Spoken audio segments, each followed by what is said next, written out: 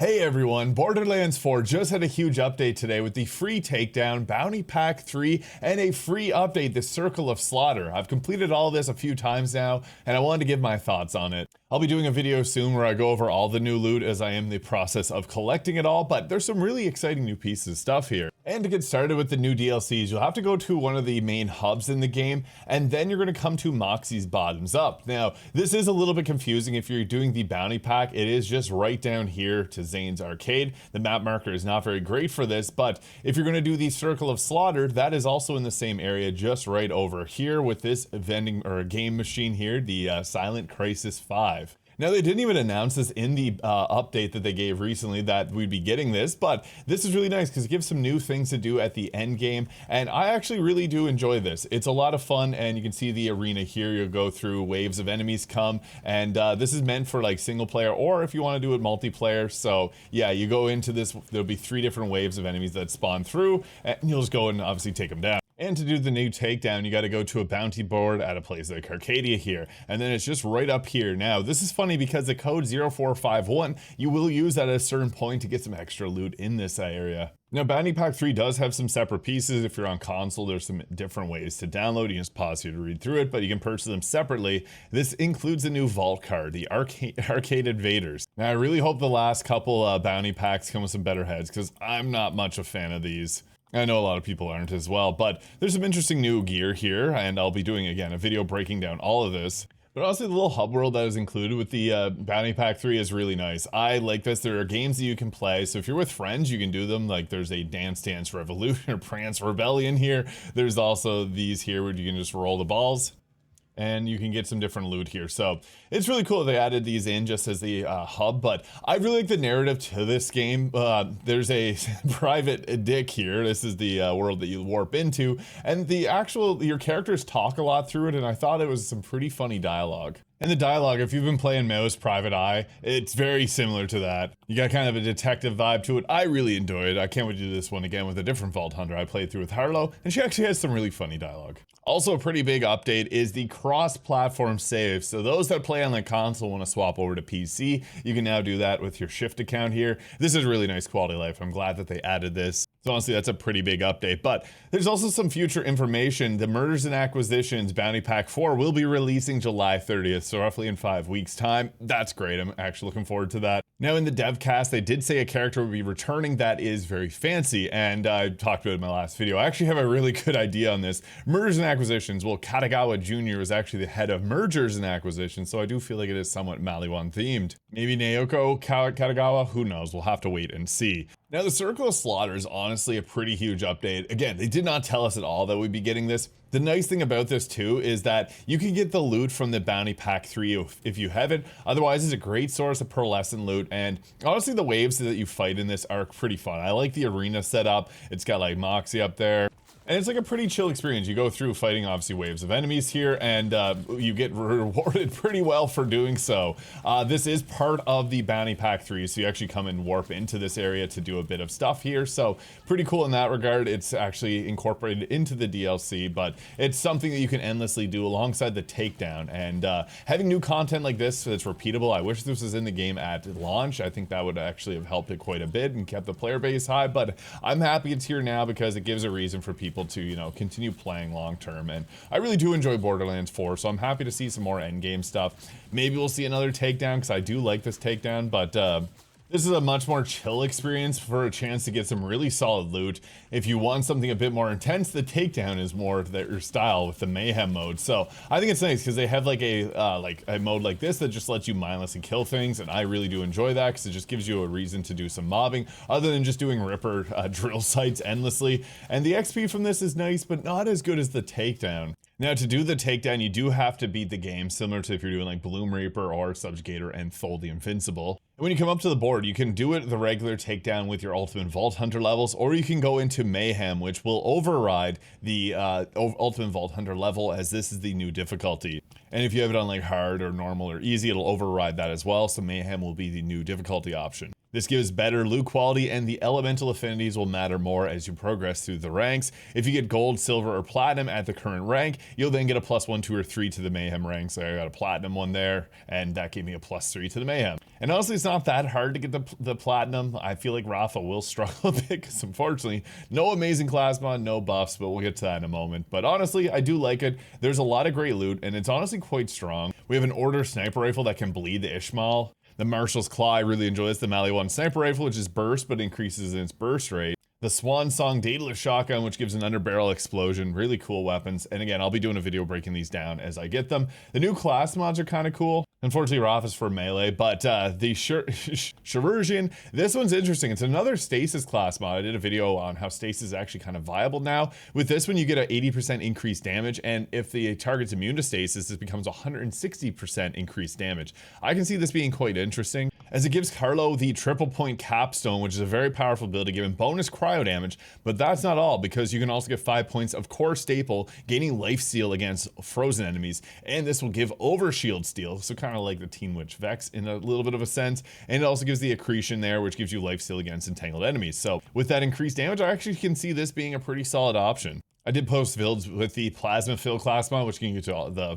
platinum time against Subjugator and Thole the Invincible. There's also like a grenade that's a book. I think this one's really cool. Now looking ahead, they did post this here, the upcoming content drops that I went over, and Story Pack 2 will be coming early September. I wish this would come in August just because there's like no games in August, and September has a lot of releases, but the Bounty Pack 4 coming July 30th. They do have a triple asterisk beside Story Pack 2 saying that this will be subject to change, so maybe they will move it forward, who knows. But this might be it, version 1.10. I don't know if there's any more content after this. I would love to see another Takedown because this one's been really fun. And the game desperately needs more end game content. But they do say Vault Hunter balance updates because this update just didn't have any, unfortunately. General balance updates and performance updates. We'll get to that in a moment. But I am a bit concerned this might be it for Borderlands 4. Maybe they're working on Borderlands 5 or Wonderlands 2. As Randy has pretty much confirmed, now Wonderlands 2 will be happening. I had some people push back saying that they're not going to make it because the sales weren't great. But they have said Wonderlands has dramatically exceeded their expectations. So if this really is the end, we may have some more Borderlands coming maybe next year. Hard to say, but Borderlands 2 had about 2 years of post-launch content. Borderlands 3 had 1.5 years. This game, if it wraps up in September, it'll be 1 year, unfortunately. But let me know your thoughts below. I'm really curious what people are thinking on this. But we also did get some new updates here. Honestly, the biggest one is the Disc Jockey Heavy Ordnance will now destroy Vile Ordnance Crystals. Ordnate Crystals, this is huge for Bloom Reaper, as that's one of my favorite weapons, and it'll actually be useful now. There is a new pearlescent that was added in Bounty Pack 3 with the Raiden. I wonder if this is another Metal Gear Solid similar to the Shalashaska. I can't wait to grab that. But there seems like some pretty cool new stuff, new vehicle. But overall, the big changes here. Subjugator, the Invincible's health has been reduced by 7%. So everyone loves to fight Thole just because Subjugator is a very annoying one to go against. But the healing behavior has been removed from the elemental transfusion shifts. This is amazing because if you're using like a Phlebotomist Harlow, a Bleed Vex, if it was normal heals, you're just going to continually heal him and it's almost impossible. There are a lot of builds that focus on like single damage types in this game, and it made them like invalidated. Like if you're doing a Fire Amon, for example, good luck with Subjugator. So that is actually a pretty huge change. I think it is needed. They removed elemental leader effects and they changed them previously, and then they introduced a boss that just had the most annoying version of it yet. So good to see that this has been fixed a little bit at least. I think this is a very necessary balance just to make Subjugator a little bit better, because Thole is just a lot better to fight in general, and with Thole you don't have to worry about falling off the map. They also reduced the Shield Striker's health and shield health by 20% each to give better second wind opportunities. So when there's no other mobs in the arena, this just makes things a little bit smoother. But gameplay story updates. Some minor change to Bounty Pack 2. Pearlescent gear will sell at a higher rate. Your critical hits to Subjugator, Super Ego, and Subjugator the Invincible do critical damage, and Subjugator the Invincible will appear when he's supposed to. So again, great fixes. Subjugator is annoying to fight, still is, but much less so. They also made Thole a little bit more difficult because the shields from the Sentinels will no longer block you from Thole's melee attacks when he does like the big spinning attack, and Thole will target more effectively when jumping close to walls. I've had him glitch into the walls, and I've ran them a few times since this update, and I haven't noticed that. They actually made an update to Radix to consistently unleash his whole suite of attacks in the fight. Vault card challenges will track your progress as intended, and what's funny is one run through of the new Takedown got me 20 levels on my Vault card, so that was pretty cool. They also fixed the Vault card one finally, so if there was an option for killing enemies with heavy ordnances, now heavy ordnances will properly count. So yeah, that was kind of glitchy and now it works. Now, the player character updates, I really hope we get a hotfix or another update next Thursday or the following, because they said they would do character updates on the big patches, and nothing really here. Rafa is unfortunately in a rough state. I've made plenty of videos talking about Rafa, and I've had a lot of people tell me I'm terrible at the game for not being able to play with Rafa. He is a shell of his former self if you use the red skill tree. Yes, it's possible to get the ultimate Vault under 7 platinum time. You just have to have a perfect rolled crow source, a perfect rolled enhanced. Everything has to be perfect rolled, which is not feasible for 99% of the player base. It was a bit ridiculous how much flack I caught for that when I was genuinely caring about the game and people that play Rafa only, because I know there's a lot out there that only play Rafa, and I was getting ripped apart for trying to put a good word out there for him, because he is in rough shape after the Dancer, Bullet Buddy Deluxe, and Torque Sticky's getting nerfed. In all honesty, I'll say it again, Rafa only really needed the Torque Sticky nerf, and even that I feel like it's a little excessive.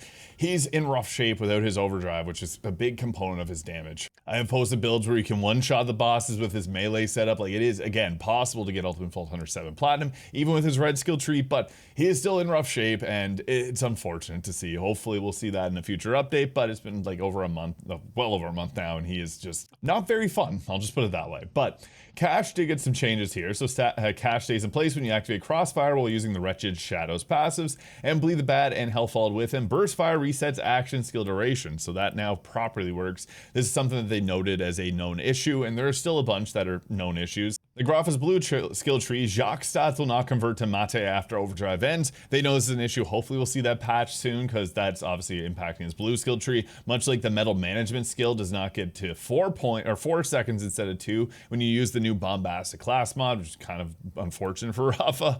There's also some known issues now with the takedown. Killing Terramorphous too quickly drops loot in the water. I've had that happen to me using the crow source. It sucks. The workaround is to try to kill him slower. This is Borderlands. That ain't happening.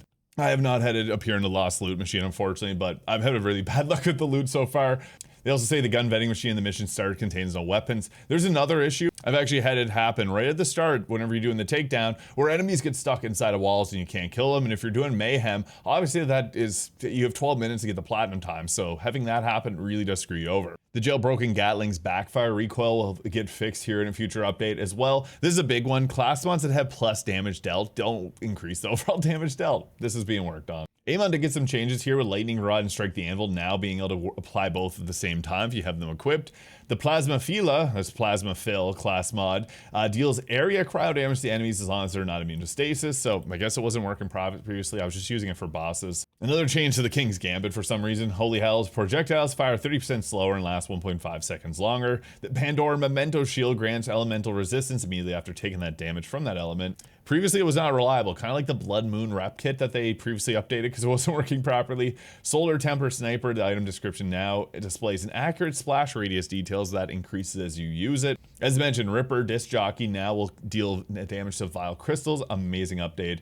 And the Jailbroken Gatling's item card description is updated for consistency. Now, the nice thing about this is they've also added the critical hit percentage to these weapons, how much ammo per shot it's going to cost, as well as the splash radius on all those. So you no longer have to press Y to inspect and see that secondary information. It is now on all the weapons when you just look at them at a glance. And I guess the Shammy Clammy pistol is now dealing incendiary damage when it previously wasn't. Not that you'd really want to use that weapon much. There are some audio changes, but this one's the big one, obviously the secondary stats on item cards. This was in response to requests they saw often in the community, which is nice. There's mods for that, and I'm glad it's now part of the base game. They also updated prompts to make it easier to deal with the post-launch content, so you won't be running around as much. And they said improvements to stability and optimization. I did have the game crash a couple times, but the reason was I was blasting away with a shotgun Ripper Gomi, and I had high caliber on, so all those bullets were piercing through, and it was just overloading my graphics card. So yeah, this thing rips hard, especially if you got like the war paint. I had to switch off the increased fire rate version. This thing is actually silly, unlike Harlow. But they are working on future updates to stability and performance, so hopefully see that. And hopefully we'll see a backpack increase as well. But yeah, honestly a pretty big update. The Circle of Slaughter is a nice free update. I did not expect to see that today. I was hoping for Rafa Buffs. We'll hopefully see something like that in a future update. But let me know your guys' thoughts in the comments. Have a great day, and we'll catch you in the next one.